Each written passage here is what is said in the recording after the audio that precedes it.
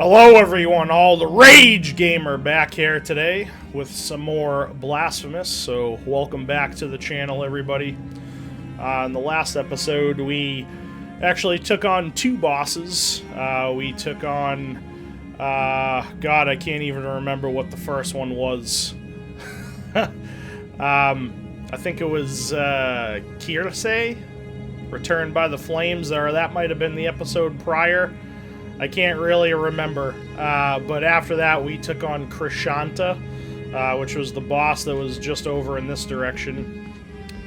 And now we are in the Deambulatory of His Holiness. And the way that, this kind of seems to be, it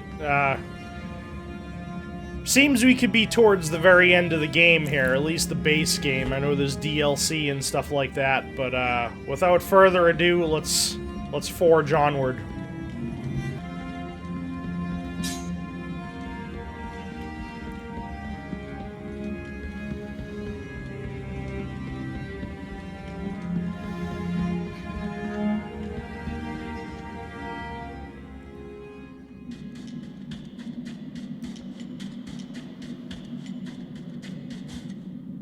In my dreams, I heard your footsteps coming closer. In my dreams, I tried to talk to you and introduce myself. Guardian of the miracle and of the miracle banner, with great pain, I carry the emblem of the Father. I am the hands of bloodied skin. I am the eyes from which our mother gazes. But nothing I know of you, apart from your cold, nameless visage, apart from your calloused and wounded hands, apart from the mourning of your deaths. No, I know nothing of you, only the miracle knows.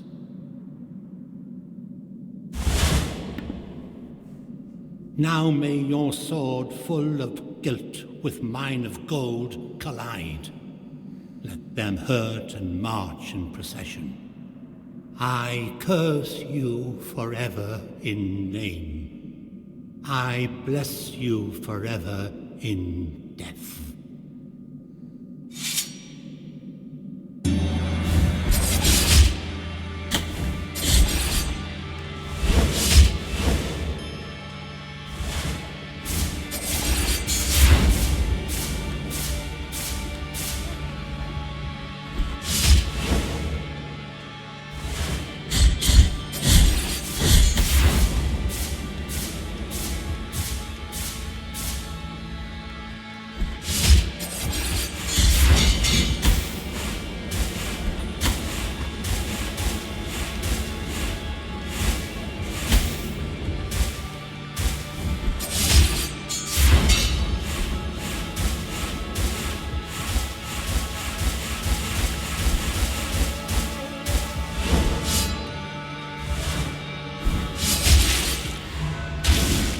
That can't be it.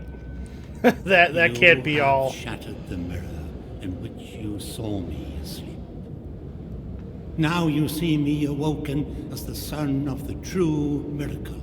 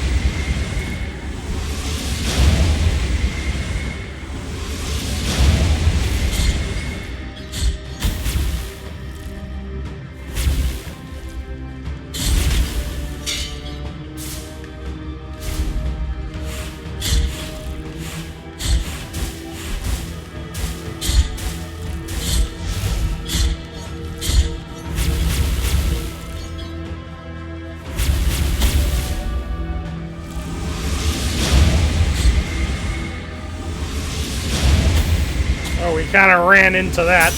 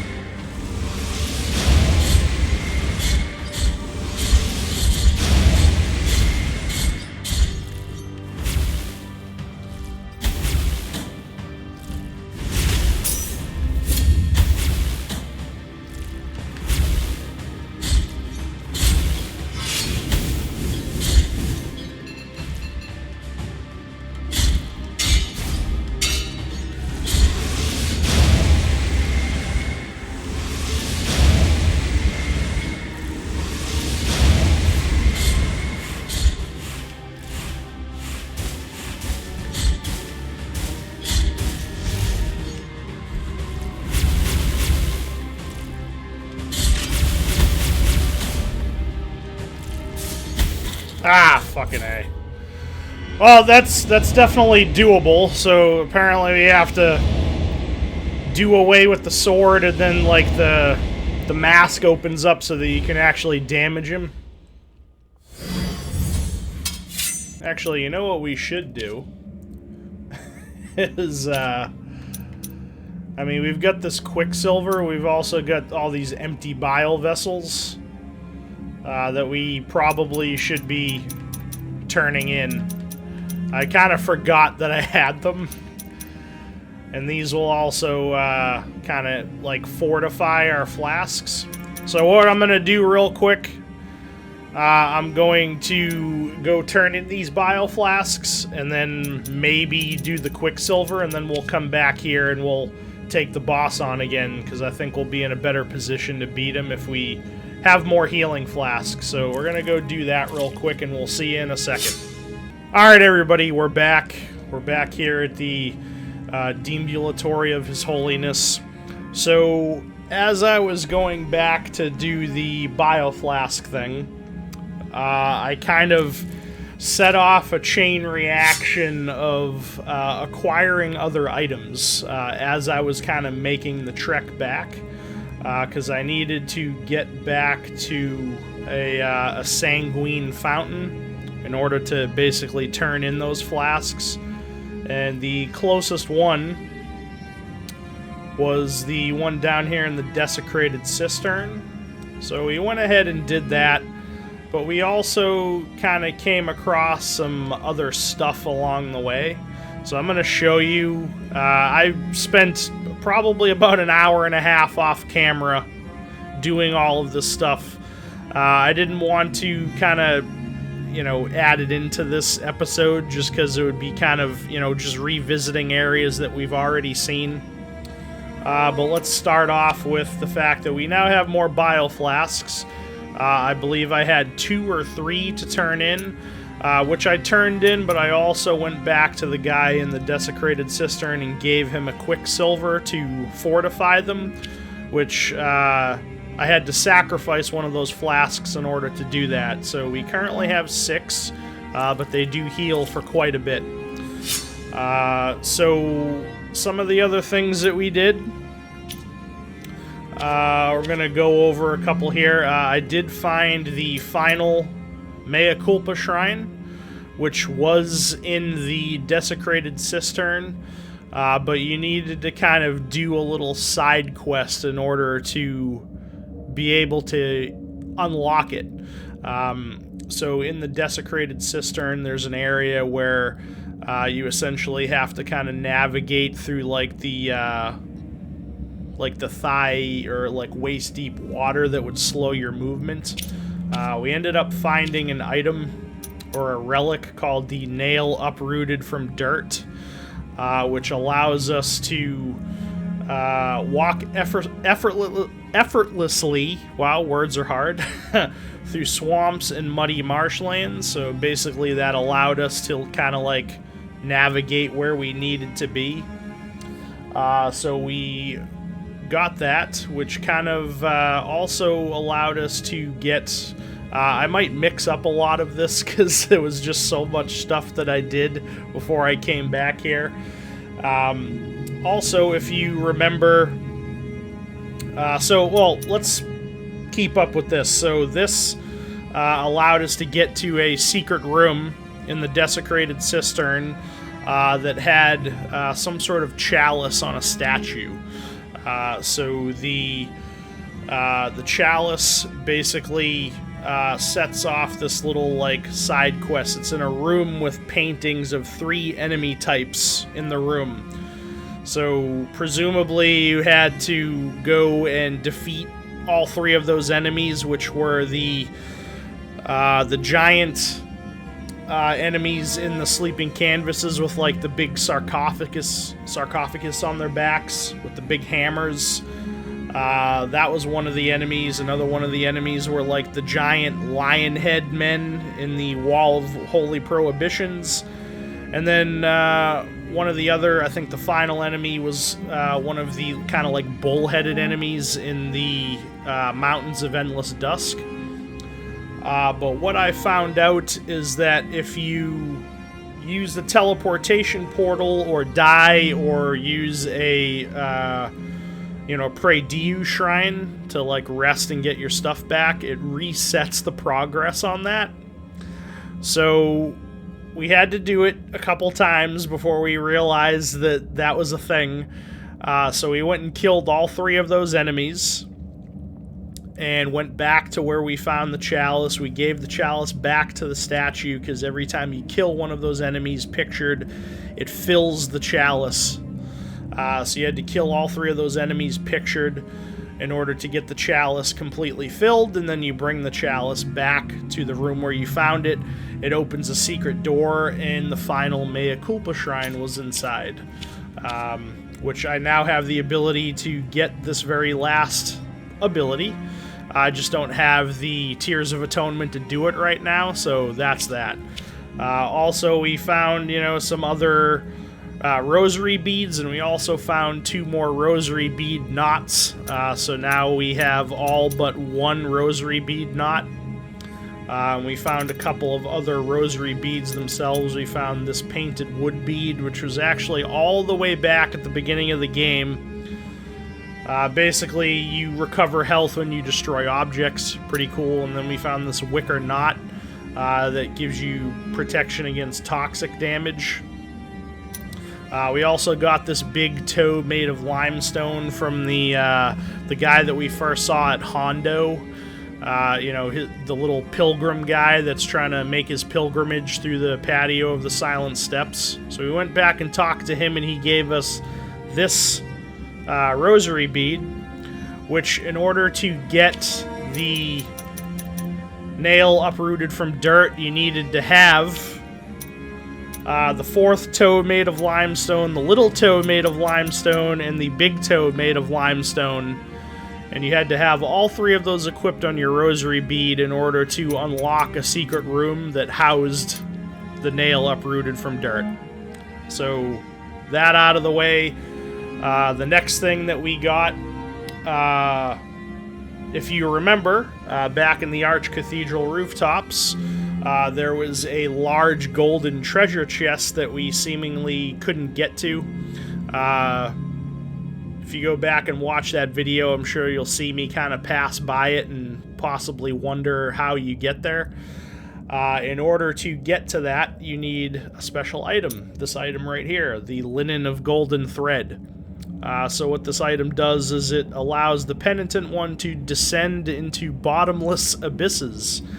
So essentially, if you fall down like a pit on the screen, and you can kind of tell that it's a bottomless abyss by like the little kind of like foggy clouds that are at the bottom of the screen.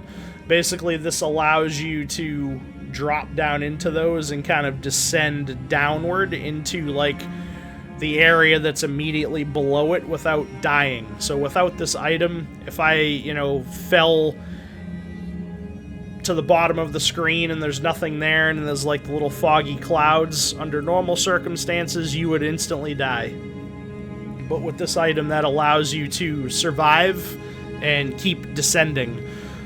So in order to get that treasure chest in the Archcathedral rooftops, we had to go back to where the elevator is with the 3 stone heads where we gave the masks.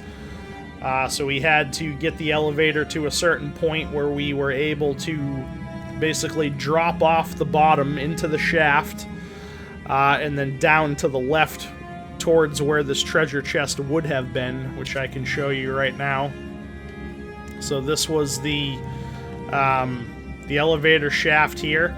This section right here was previously inaccessible. So if we got to right here where this shrine was and came through here into the shaft with the elevator not at this level, it had to be 1 level down, we could drop off the side and then land on a ledge here without dying and then progress through here and then get to the treasure chest that was to the left. And inside of that treasure chest was a prayer. This one, the Cante Hondo of the 3 Sisters. So we'll go ahead and read it. A song incapable of resounding in any human throat. There was never a voice able to intone this prayer, which tries in vain to emulate the rumbling of the colossal, inverted iron spiral.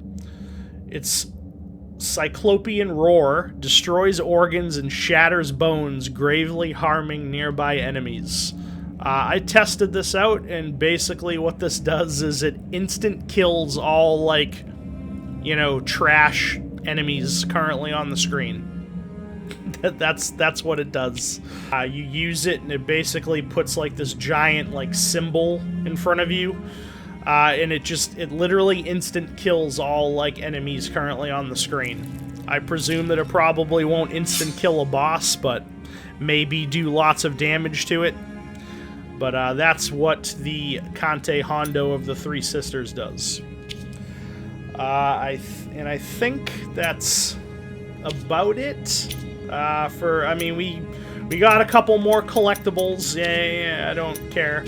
But yeah, I think that's pretty much it. Oh no, there is one other thing. We got this in the desecrated cistern. Being able to get it with the nail uprooted from dirt, so we were able to navigate through, like, the water that makes you move very slowly and, like, be able to dodge slide underneath a path in order to get this item. Originally, this item was just called a severed hand, but if you take it to the guy in Albero where you can, like, pray to that little blue, like, fountain, and it takes you to, like, the salt lake, and you go talk to the guy that blesses items. He blesses the severed hand into the incorrupt hand of the Fraternal Master. Long story short, this item will basically make a noise whenever you're near like a hidden path or something like that. The way that it words it is the bell that it's holding warns the wearer of the nearby presence of a mystery. So, like, you know, an illusory wall or something like that, it'll, like, give a little tone so that you know you're near something like that. But I think that's just about it for what we did off-screen. So without further ado, let's go back to the presumable final boss of the game and see if we can defeat him.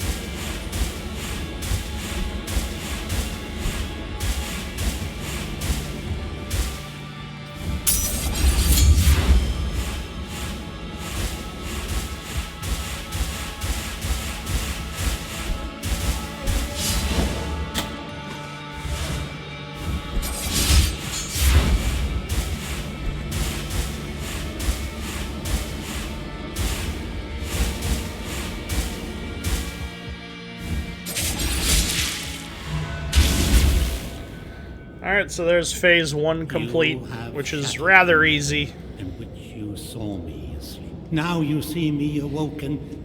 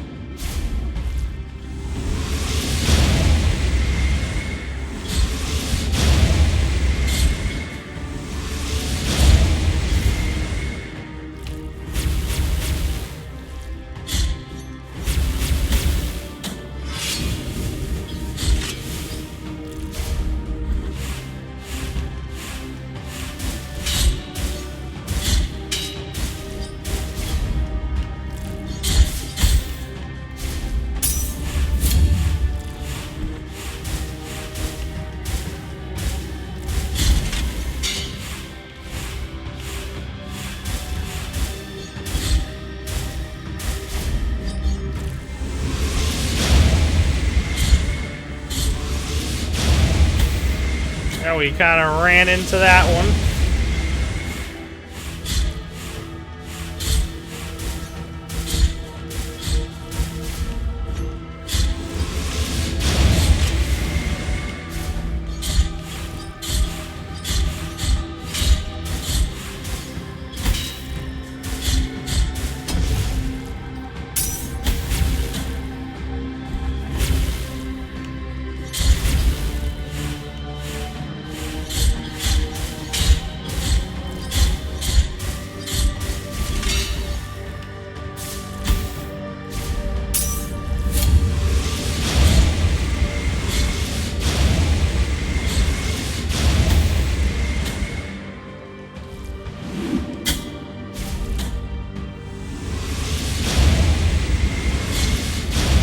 God damn it.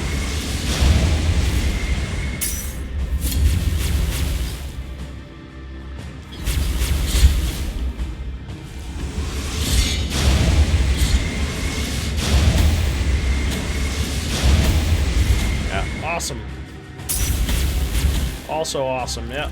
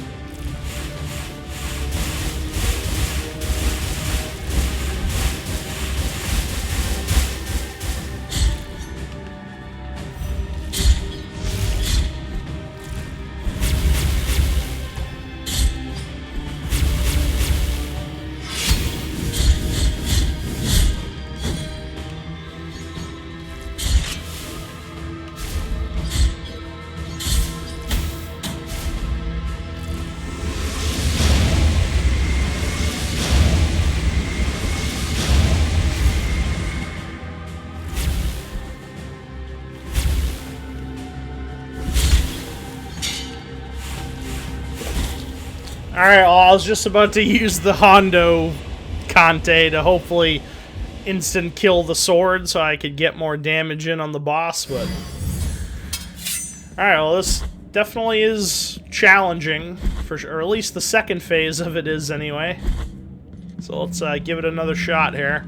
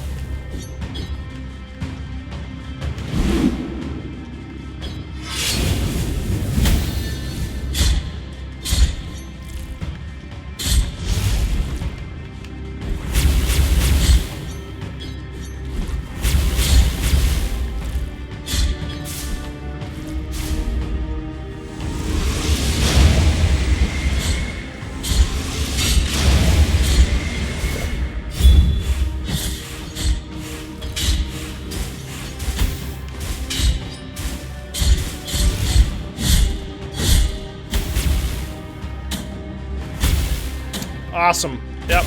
Okay. Yep, it stun locked us into that. That's good.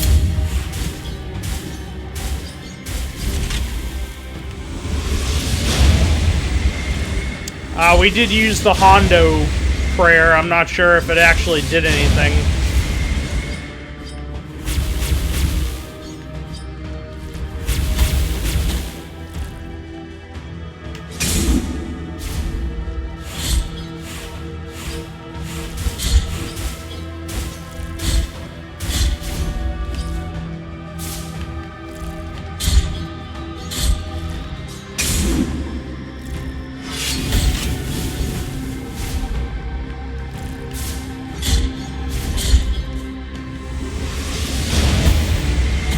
Hurt a lot.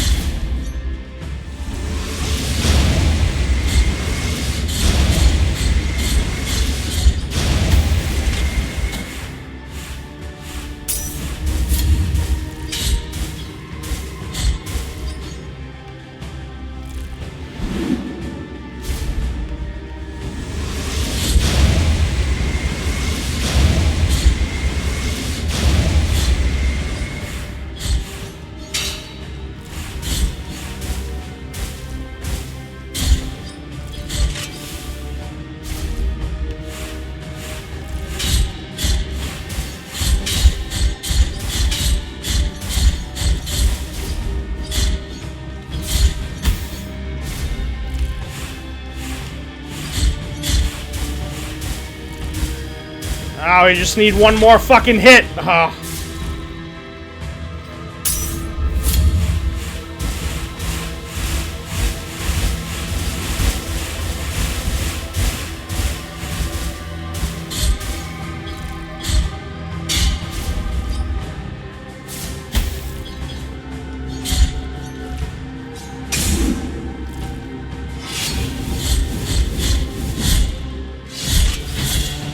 Nice!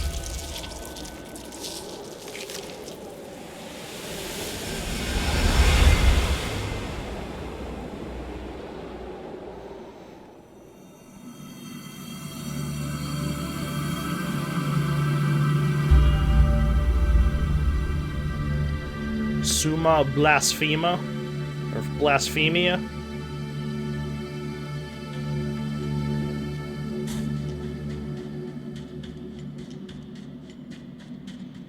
All right.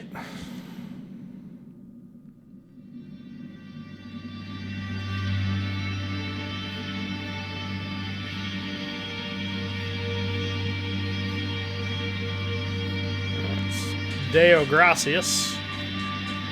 You like have scratching freed his nuts. His holiness from his afflicted torment, and now he walks by the old processions on the other side of the dream.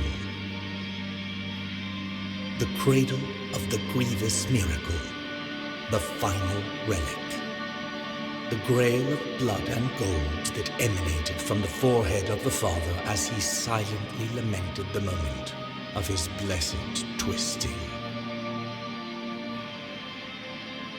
That first relic is here, at the top of the Ashen Mountain, next to the Tern throne where His Holiness was kissed by a miraculous pain. And now, your final communion with the miracle awaits. Only you will be able to know how much of it has seeped into your guilty heart.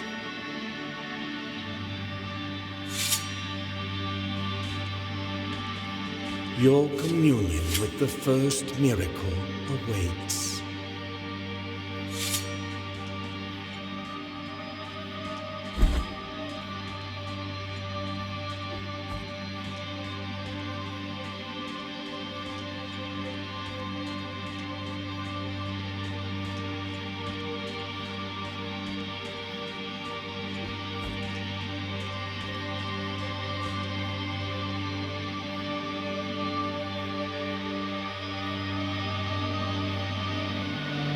mountain of ashes that swallowed up sins and sinners alike has had no mercy on you either.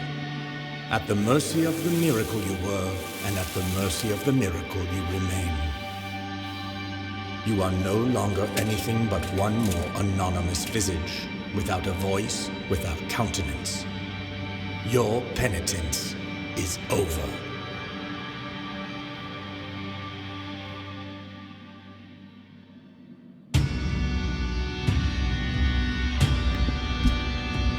Okay.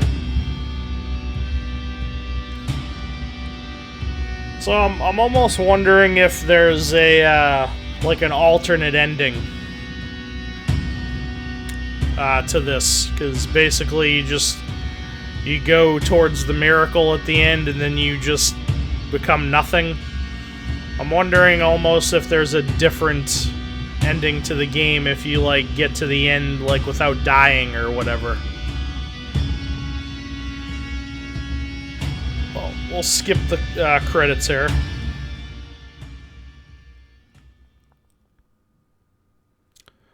Alright, and that is the end of... what do we got here? It's our sword.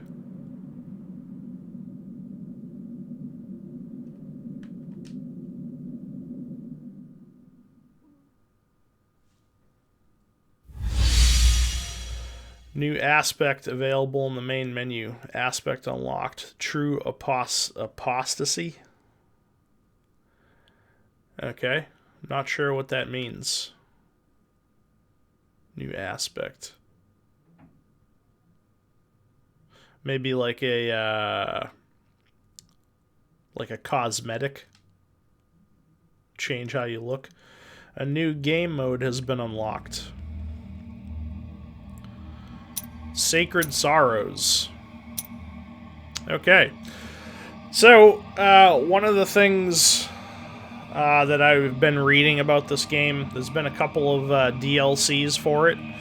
One of which is an area called the Echoes of Salt, which I actually did come across as I was doing a lot of like my off-screen stuff before I got to the final boss there.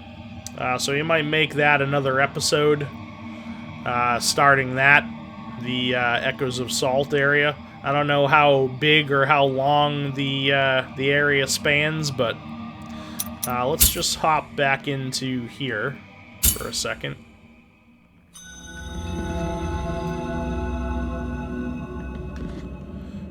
And I guess we'll rest at this just to show you where it is. The Echoes of Salt is down here somewhere. Right here. So it's off of the Desecrated Cistern. Basically right past where this final Mea Culpa Shrine was, right here. So, I mean, it looks like it might connect back to, like, Hondo, or maybe the Grievance Ascends. I don't know, how expansive the area is, but... we might make that another episode for the game.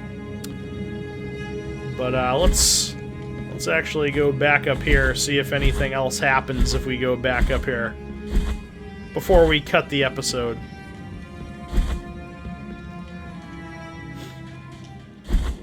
I mean, do you get to like fight this guy again?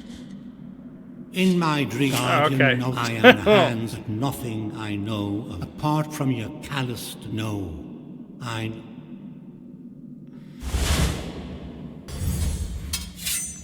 Alright, so I just let him kill me there. I didn't really want to go through the fucking final battle again. So, but yeah. We'll make another episode going into the Echoes of Salt later on. And hopefully get enough Tears of Atonement so we can unlock this final ability in the Mea Culpa ability tree here, which costs 20,000 to get, so. Alright guys, so that'll wrap it up here for this episode of Blasphemous. We've completed the base game, and like I said, in the next episode that we'll do, we'll kind of explore the Echoes of Salt there, which I know is part of the very first DLC for the game. So, Again, hope you enjoyed the video. If you did, leave a thumbs up on the video. It really does help out a lot. Leave me some comments in the comment section down below what you thought of this episode. And if you're not already subscribed to All the Rage Gamer, go on and click that subscribe button as well. I really would appreciate it. But again, that wraps it up for this. We've completed the base game, so we'll see what the DLC has in store for us in the next episode. Catch y'all later, and thank you for watching.